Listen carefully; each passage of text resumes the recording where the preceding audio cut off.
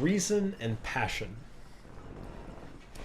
And the priestess spoke again and said, "Speak to us on reason and passion." And he answered, saying, "Your soul is oftentimes a battlefield, upon which your reason and your judgment wage war against your passion and your appetite. Would that I could be a peacemaker in your soul, that I might turn the discord and the rivalry of your elements into oneness and melody.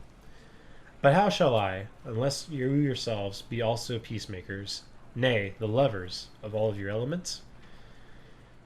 Your reason and your passion are the rudder and the sails of your seafaring soul.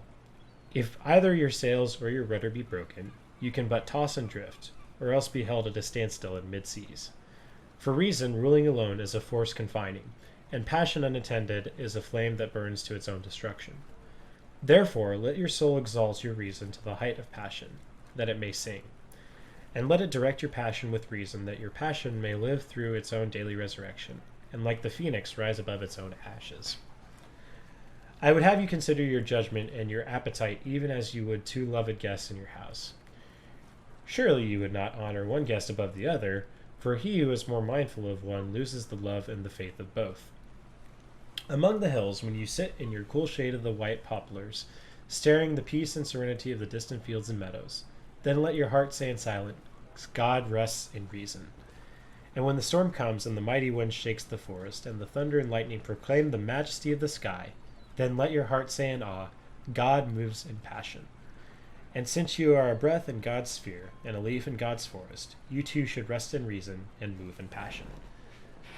I like that. That's really concise. It is, I think it's probably the most concise one that we've seen so far. So here's Gibran saying that there's two things at play here. There is reason and there is passion.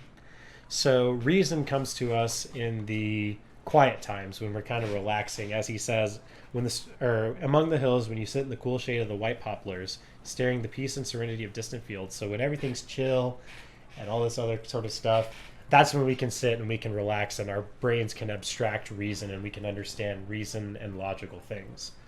But on the other side of the coin, when the storm comes and the mighty wind shakes the forest and the thunder and lightning proclaim the majesty of the sky, then let your heart say in awe, God moves in passion. So sometimes there's just crazy stuff that's going on out around us. You've got thunderstorms and all this other crazy stuff, and it's all hectic, and really there's no way to kind of sit and reason through things, so you just have to rely on passion. So to be a well-rounded individual, to know God and to know life, is to have an understanding of both passion and reason. So you gotta have reason and you gotta have passion. One without the other is a bad thing, because like you said, passion is a flame that consumes itself, and reason, what did he say? Like the phoenix, there, for reason ruling alone is a force confining, and passion unattended is a flame that burns its own destruction. So yeah, have reason and have passion, not one without the other, lest you be a fire that burns itself up, or you confine yourself to reason and have no passion behind it.